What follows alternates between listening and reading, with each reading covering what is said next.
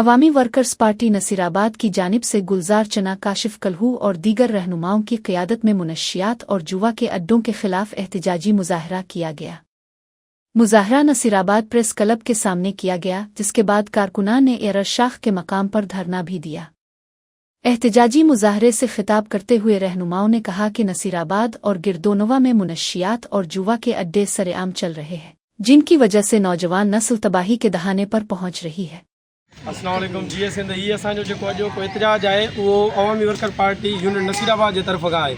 असो हिकिड़ो ही सादो ऐं सिंपल मुतालबो है। मुतालबो असो वो है तो नसीराबाद अंदर मंशियात जेका है वह सरेआम विकिरो कई थी वञे। नसीराबाद अंदर जेके जुआ जा अड्डा आहिनि उते नौजवान नस्ल जेके नंढड़ा नंढड़ा मासूम ॿारड़ा आहिनि उहे तालीम बजाए उन जुआ के अड्डनि ते वञी रहिया आहिनि। तव्हां सिम शाख ते वञी ॾिसो, तव्हां बाईपास ते चिंजड़ी शाख ते वञी ॾिसो, तव्हांखे स्कूल ट्यूशन जा जेके आहिनि सेंटर घटि मिलंदा, जुआ जा अड्डा तव्हांखे उते वधीक मुनज़म मिलंदा ऐं ताक़तवर मिलंदा।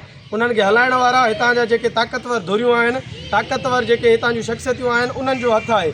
तव्हां ॿियनि मुल्कनि में ॾिठो हूंदो जिते जिन मुल्कनि में तालीम किताब इल्म सां जेके प्यार कंदड़ नौजवान छोकिरा आहिनि उहे तालीम याफ़्ता आहिनि, पर अफ़सोस सां चवणो थो पए असांजी सिंध अंदरि एतिरी नाअहली आहे, एतिरी जो बदकिस्मती सां चवणो थो पए जो नसीराबाद अंदरि हिन वक़्तु सरेआम जुआ जा अड्डा, फ़ाहिशी अड्डा, मंशियात जो विकिरो थी रहियो आहे। असां DIG Sindh, IG Sindh, SSP साहब के गुज़ारिश था कयूं तो नसीराबाद मां ही जेके जुआ जा अड्डा, मंशियात जा अड्डा, फ़ाहिश जा अड्डा इन्हनि खे बंदि कयो वञे, न त ॿी सूरत में असांजी जेका अवामी वर्कर पार्टी नसीराबाद जे तरफ़ां एहतजाज हुयो, असां इनखे वधीक ताक़तवर ऐं मुनज़म कंदासीं। महिरबानी, बस बंदि।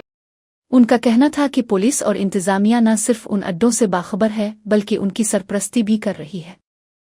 रहनुमाओं ने कहा कि अवामी वर्कर्स पार्टी का वाज़े मौक़िफ़ है कि मुनशियात और जुआ जैसे नासूर सिर्फ समाजी मसला नहीं बल्कि सियासी और माशी बिगाड़ की जड़ है।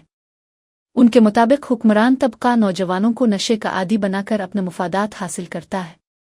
उन्होंने मुतालबा किया कि इलाके से फौरी तौर पर मुनशियात और जुआ के अड्डे ख़त्म किए जाएं, जिम्मेदार अहलकारों के खिलाफ शफाफ तहक़ीक़ात करके कार्रवाई की जाए और नौजवानों के लिए सेहतमंद सरगर्मियों के मौक़े फ़राहम किए जाएं।